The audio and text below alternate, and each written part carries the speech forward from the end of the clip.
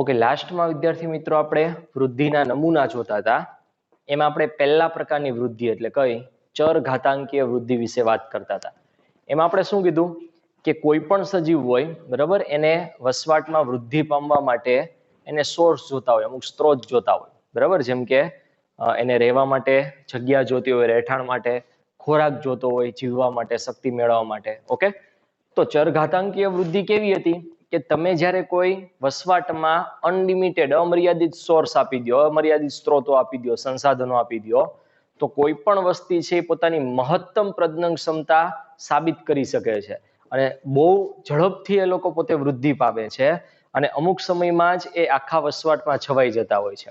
Okay, એના આપણે બે સૂત્ર ભણેલા, dn/dt બરાબર rn, જ્યાં r એ આંતરિક વૃદ્ધિ દર હતો, યાદ હોય તો. ઓકે, જે જન્મ દર માઇનસ મૃત્યુ દર થી આપણને મળતો હતો, b - d પેલા આપણે લખેલું, પછી એને દૂર કરીને જગ્યાએ r મૂકેલું.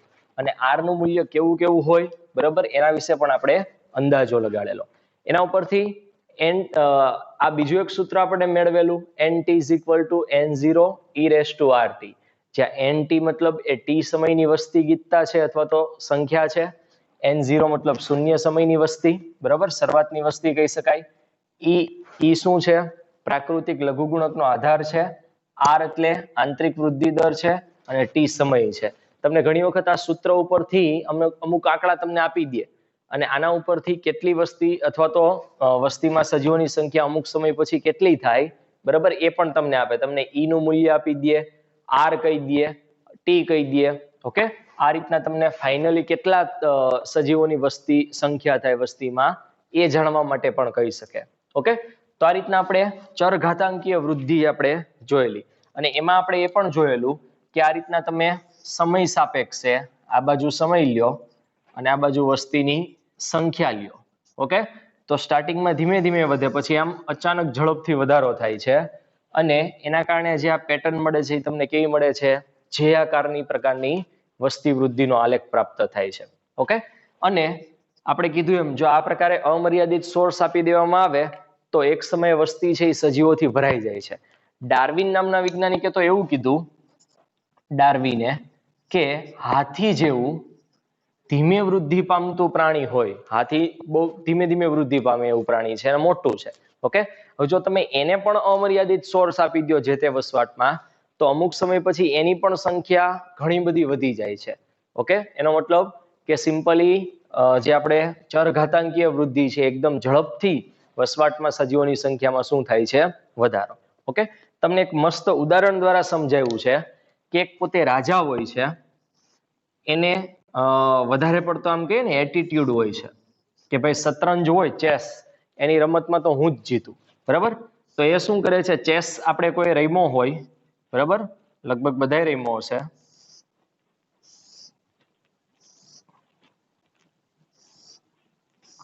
તો એને ખબર છે આવા કેટલા ખાના હોય છે?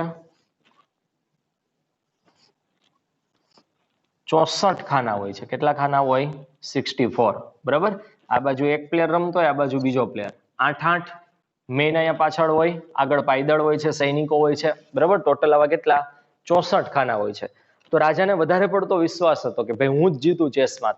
તો એને શું કર્યું કે એના જે પ્રધાન હોય એની સાથે શરત લગાવી એમ કે ભાઈ ચેસમાં આપણે જે જીતે તો એને એકબીજાની શરત પૂર્ણ કરવાની, અથવા તો રાજાએ એમ કીધું કે ભાઈ તું મને હરાવી દે તો તું જે માગીશ હું આપી દઉં.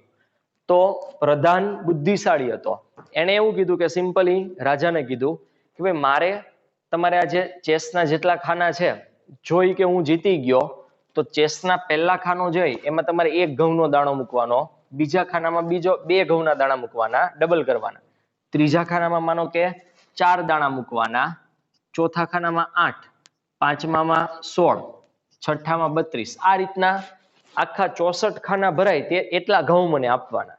તો રાજાએ કઈ લાંબુ વિચાર્યું નહીં, એને એમ કે પ્રધાન છે એની મામૂલી શરત છે સેનાપતિની એકદમ બરાબર ને, એ તો હું હારી જાવ તો એ સિમ્પલી એને પૂર્ણ કરી દેશે, એમાં કઈ નવી વાત નથી. અને રાજા અને પ્રધાનજી રમવા બેઠા અને એમાં રાજા દુર્ભાગ્યપૂર્ણ હારી ગયા. ઓકે, રાજાને એમ હતું કે ભાઈ પ્રધાનની શરત તો હાવ સિમ્પલ છે, એમાં કઈ વધારે એને કઈ આપવું નહીં પડે. એને સિમ્પલી મૂકવાનું ચાલુ કર્યું. પહેલા ખાનામાં 1 દાણો મૂક્યો, બીજામાં 2 મૂક્યા, ત્રીજામાં 4 મૂક્યા, ચોથામાં 8 મૂક્યા, પાંચમામાં 16 મૂક્યા.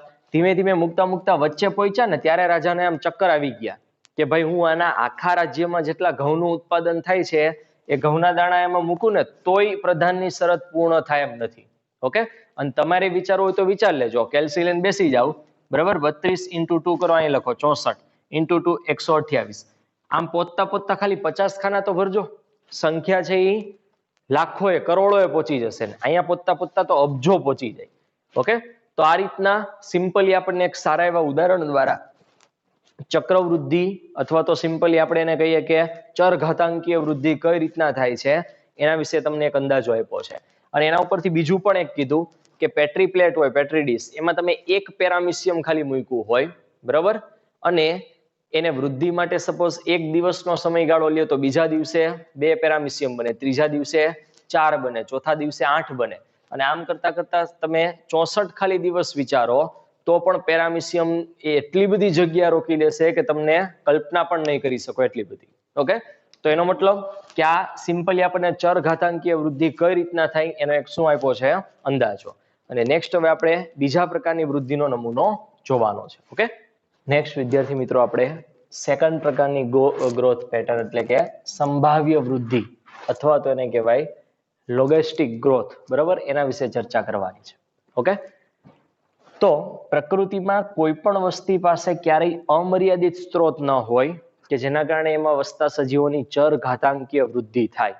ઓકે, પ્રકૃતિમાં હંમેશા સોર્સ જે હોય, સ્ત્રોત, એ લિમિટેડ જ હોય છે અને લિમિટેડ સજીવો પૂરતા જ એટલા સ્ત્રોત એ કેવા હોય છે, મર્યાદિત. એટલે ક્યારેય પણ મોટા ભાગે ચરઘાતાંકીય વૃદ્ધિ કોઈ વસ્તીમાં થઈ શકતી નથી. ઓકે, સ્ત્રોત મર્યાદિત હોવાના કારણે શું થાય કે ભાઈ એક જ પ્રકારનો સ્ત્રોત છે ને બે અલગ અલગ પ્રકારના સજીવો છે, કોમન સ્ત્રોત છે, તો એને સ્ત્રોત મેળવવા માટે એકબીજા વચ્ચે સ્પર્ધા કરે અને સ્પર્ધામાં જે સજીવ જીવે, બરાબર, અથવા તો જે સજીવ પોતે જીતી જાય, ઓકે, એ સૌથી ફિટેસ્ટ સજીવ કહેવાય અને એ પોતે એ સમાજના અથવા તો એ વસ્તીના પ્રભાવી સજીવ બને છે. ઓકે, અને આ બાબતને અત્યારે ઘણી કન્ટ્રીને પણ આના વિશે અંદાજો આવી ગયો છે. આપણને ખબર હોય તો આપણે આપણી કન્ટ્રીમાંથી બીજી કન્ટ્રીમાં કોઈ જતા હોય, અમેરિકા છે, કેનેડા છે, બરાબર, ઇંગ્લેન્ડ છે, તો એ લોકોને પણ અંદાજો આવી ગયો છે કે ભાઈ આપણી પાસે સોર્સ એટલા બધા નથી કે આપણે બીજી કન્ટ્રીના લોકોને આપણે પોતે આપણા દેશમાં સમાવી શકીએ. ઓકે, પહેલા આપણે આપણા દેશના લોકોને રોજગારીની બધું મળે એવા પ્રયત્ન કરવા જોઈએ. અને એટલા માટે આપણને ખબર હોય તો ઘણી કન્ટ્રીમાં અમુક પ્રકારના અવરોધો મૂકી દેવામાં આવે છે. તમારે કોઈ કન્ટ્રીમાં જવું હોય તો એક્ઝામ એની ક્લિયર કરવી પડે, એ ઘણી બધી ટફ પડતી હોય, IELTS તમે નામ સાંભળ્યું હોય, બરાબર. તો આવી રીતના એ બધા દેશના લોકોને હવે ખબર પડી ગઈ છે કે સોર્સ લિમિટેડ હશે તો લિમિટેડ સજીવો જ એ વસવાટમાં જીવી શકવાના છે. અને એટલા માટે એને પણ આવા ઘણા બધા શું મૂક્યા હોય છે, બેરિયર, અવરોધ મૂકી દે છે. ઓકે, નેક્સ્ટ આગળ જોઈએ. આપણે કીધું એમ કે કોઈ પણ નિવાસ સ્થાનમાં જે તે જાતિની મર્યાદિત સંખ્યાને સમાવવાની જ કેપેસિટી હોય. ની કોના આધારે નક્કી થતી હોય તો કે એ વસ્તીની સંખ્યાના આધારે, સોર્સ કેટલો છે એના આધારે. એટલે માનો કે હું સિમ્પલ તમને ઉદાહરણ આપું તો એક આપણો ક્લાસ હોય સપોઝ, બરાબર, એમાં આપણે બેન્ચીસો મૂકી છે. હવે એમાં હું એમ ન કહી શકું કે ભાઈ જેટલા વિદ્યાર્થીઓ હોય બધા બેસી જાવ એક સાથે, બરાબર. આપણે જેમ જેમ વિદ્યાર્થી આવતા જાય એમ બેન્ચીસ અને જગ્યા ફિક્સ હશે. માનો કે એક બેન્ચીસ ઉપર 4 જણા બેઠા છે તો એવી ધારો કે 10 બેન્ચીસ છે તો મેક્સિમમ એની ઉપર 40 જણા જ સમાઈ શકે. સોર્સ હવે વધારે નથી, સ્ત્રોત નથી કે જે 45 અથવા તો 50 વ્યક્તિને પૂરા પડી શકે. ઓકે, અને એમાં સ્પર્ધા થતી હોય, હું વધારે પ્રેશર કરીને વધારે 50 બેસાડી શકું, પણ એનાથી વધારે પછી સ્ટુડન્ટને આપણે જગ્યા જ ના આપી શકીએ કે જેના કારણે ક્લાસમાં બેસી શકે. તો દરેક વસ્તીમાં આવું જ હોય છે કે વસ્તીમાં મર્યાદિત સોર્સ હશે, સ્ત્રોત હશે, અને એ સ્ત્રોત જેટલો હોય એના નિભાવ જેટલા કરી શકતા હોય એટલા જ સજીવો એ વસવાટમાં જીવી શકે. ઓકે, તો આવી જે કેપેસિટી હોય કોઈ વસ્તીની કે ભાઈ આટલા જ સજીવો આ વસ્તીમાં જીવી શકશે, એને એ વસ્તીની કેરિંગ કેપેસિટી અથવા તો વહન ક્ષમતા કહેવામાં આવે છે. ઓકે, તો નિવાસસ્થાનમાં જે તે જાતિની મર્યાદાને પ્રકૃતિની શું કહેવાય છે, વહન ક્ષમતા. હવે આનાથી વધારે સજીવો એ વસ્તીમાં આવી શકે નહીં, જેને ઇંગ્લિશમાં કેરિંગ કેપેસિટી કહેવાય, જેને કે વડે દર્શાવવામાં આવે છે.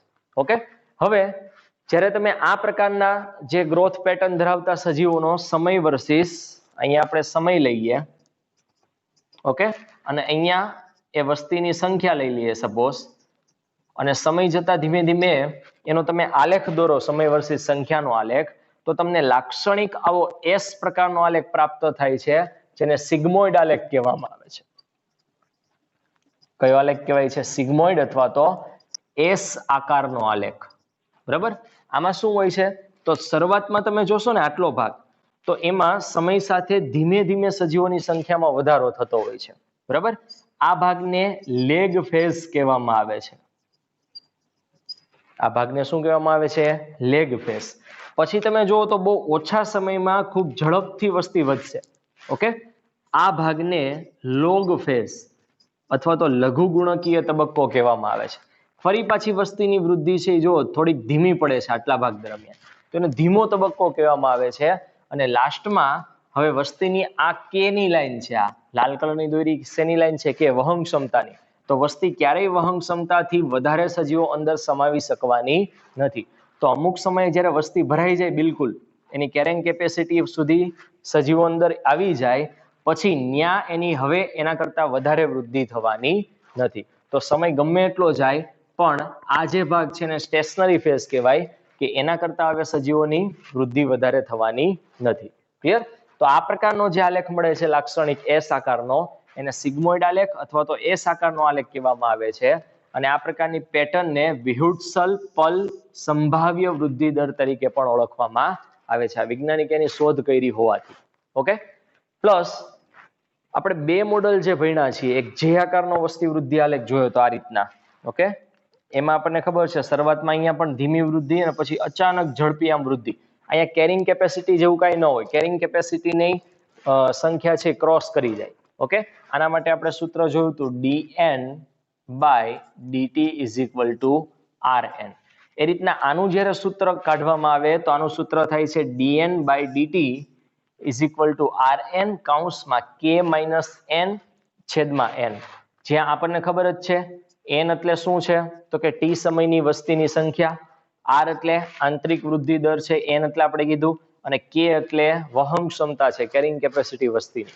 તો અહીંયા કેરિંગ કેપેસિટી કરતા વધારે સજીવો ક્યારેય સમાવી શકવાના નથી. ઓકે, અને આપણે જે બે પેટર્ન જોઈ કે એકમાં સોર્સ અમર્યાદિત હોય અને અમર્યાદિત વૃદ્ધિ થાય, અને બીજામાં સોર્સ લિમિટેડ હોય અને મર્યાદિત વૃદ્ધિ થાય.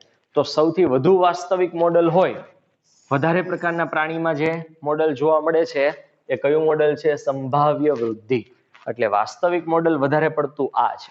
અને આપણે મનુષ્યની વાત કરીએ તો તમને એનસીઈઆરટીમાં એક પ્રશ્ન અને એક કામ આપ્યું છે, જે તમે બધા કરી શકો છો, કે જે આપણે વસ્તી ગણતરી થતી હોય દર 10-10 વર્ષે થતી હોય છે, એ વસ્તી ગણતરીના છેલ્લા 100 વર્ષનો ડેટા તમારે ડેટા મેળવવાનો છે. તમને 10 આંકડા મળશે. ઓકે, જ્યારે તમે સમય વર્સિસ સંખ્યાનો આલેખ દોરશો તો મનુષ્યનો કેવા પ્રકારની વસ્તી વૃદ્ધિ આવે છે, જે આકારની કે એસ આકારની, એ તમારે શોધવાનું છે. ક્લિયર? તો આ હતી બીજા પ્રકારની વસ્તી વૃદ્ધિની પેટર્ન, સંભાવ્ય વૃદ્ધિ. ઓકે ઓકે, લાસ્ટમાં એક નાનો અમથો ટોપિક છે જીવન વૃત્તાંત વિવિધતા, અથવા તો સિમ્પલ ઇંગ્લિશમાં કહેવાય લાઈફ હિસ્ટ્રી વેરિએશન. ઓકે, તો એટલે શું? તો આનો મતલબ એવો થાય છે કે દરેક સજીવોની લાઈફ હિસ્ટ્રીમાં અલગ અલગ પ્રકારની વિવિધતા જોવા મળે છે. તો આપણને એમ થાય કે કોની વિવિધતા બેસ્ટ હશે, કોની વિવિધતાને પર્યાવરણમાં ટકાવી રાખવામાં મદદ કરતી હોય. ઓકે, તો એના વિશે આપણે જોવાનું છે. તો સિમ્પલ પહેલા સમજાવવું છે કે વસ્તી જે નિવાસસ્થાનમાં રહે છે ત્યાં પોતાની મહત્તમ પ્રજનન યોગ્યતા, જેને ડાર્વિનિયન યોગ્યતા પણ કહેવામાં આવે છે, એના માટે વિકસિત હોય છે. જે સજીવ જે વસ્તીમાં રહેતો હોય ત્યાં એ હંમેશા એવી રીતના જ વિકાસ પામ્યો હોય અથવા તો એવી રીતના વિકસિત બન્યો હોય કે એ વસ્તીમાં એ પોતાની મહત્તમ પ્રજનન ક્ષમતા આપી શકે. અને આવી મહત્તમ પ્રજનન ક્ષમતાને બીજું ડાર્વિનિયન યોગ્યતા પણ કહેવામાં આવે છે. નેક્સ્ટ, ખાસ પ્રકારના પસંદગી દબાણને વશ સજીવો ઉત્તમ કાર્યદક્ષ પ્રાજનનિક પ્રયુક્તિ તરફ વિકાસ કરે છે. એટલે એ વાતાવરણમાં ભલે અલગ અલગ પ્રકારની વિવિધતા હોય, ખાસ વાતાવરણના અલગ અલગ પ્રકારના દબાણો હોય, પણ છતાં પણ એ વસવાટમાં સજીવ એવી રીતના પ્રયુક્તિ વિકસાવશે કે પોતાની મહત્તમ પ્રાજનનિક એફર્ટને એ લોકો આપી શકશે. ઓકે, નેક્સ્ટ, અહીંયા કેટલાક ઉદાહરણ આપ્યા છે, આમાંથી ખાસ પૂછાય છે, યાદ રાખજો એમસીક્યુ, કે અમુક સજીવો એવા છે, અહીંયા હવે તમને લાઈફ હિસ્ટ્રીની વેરિએશન વિવિધતા બતાવી છે, કે અમુક સજીવ એવા છે કે એના જીવનકાળમાં ખાલી એક જ વાર પ્રજનન કરે, જેમ કે પ્રશાંત મહાસાગરની પેસિફિક જે સાલ્મોન માછલી છે એ અને વાસ, આ બંને એવા છે કે આખા જીવનમાં એક જ વખત પ્રજનન કરશે. જ્યારે ઘણા સજીવ એવા હોય છે કે જીવનમાં ઘણી વખત પ્રજનન કરે છે, જેમ કે મોટાભાગના પક્ષી અને સસ્તનો. કેટલાક એવા હોય જે ઘણી સંખ્યામાં એટલે વધારે સંખ્યામાં અને નાના નાના કદની સંતતિ આપે, જેમ કે છીપ અને ગહન સામુદ્રિક માછલી. જ્યારે અમુક લોકો એવા હોય છે કે જે સંખ્યા ઓછી પણ મોટા કદના સંતતિને જન્મ આપે, જેમ કે પક્ષી અને સસ્તન. તો આ ચારમાંથી ખાસ ક્વેશ્ચન પૂછાય છે. ઓકે, તો અહીંયા તમને એના લાઈફ હિસ્ટ્રીના વેરિએશન વિશે વાત કરી છે. હવે આપણને એમ થાય કે આ વેરિએશન છે તેમાંથી બેસ્ટ કોણ? તો કે જે વસ્તી જે વસવાટમાં રહે છે એના વસવાટ માટે એ હંમેશા બેસ્ટ જ હોય છે. ઓકે, અને આવી એની જીવંત વૃત્તાંત લક્ષણો હોય કોઈના, સપોઝ છીપ છે એના માટે આ લક્ષણ છે કે એ ઘણી સંખ્યામાં ને નાના કદની સંતતિ ઉત્પન્ન કરે. તો આ લક્ષણો કોણ નક્કી કરતું હોય? તો કે જે વસવાટમાં રહે છે એના જૈવિક અને અજૈવિક પરિબળો દ્વારા લક્ષણો નક્કી થતા હોય છે. ઓકે, અને હાલના સમયમાં આના વિશે મતલબ કે લાઈફ હિસ્ટ્રી વેરિએશન વિશે રિસર્ચનો બહુ સારો એવો સ્કોપ છે, અને અલગ અલગ સજીવોમાં કેવા કેવા પ્રકારના વેરિએશન જોવા મળે છે એ હાલમાં ઘણા વૈજ્ઞાનિકો આના ઉપર રિસર્ચ કરી રહ્યા છે અને આના વિશે માહિતી મેળવી રહ્યા છે. ક્લિયર? તો આ છે લાઈફ હિસ્ટ્રી વેરિએશન. આમાં ઇમ્પોર્ટન્ટ હોય મહત્વનું તો આ એક બાબત, પ્લસ આ લક્ષણો કોણ વિકસાવે? તો કે જૈવિક અને અજૈવિક પરિબળો દ્વારા એ લક્ષણો વિકસતા હોય છે. ક્લિયર?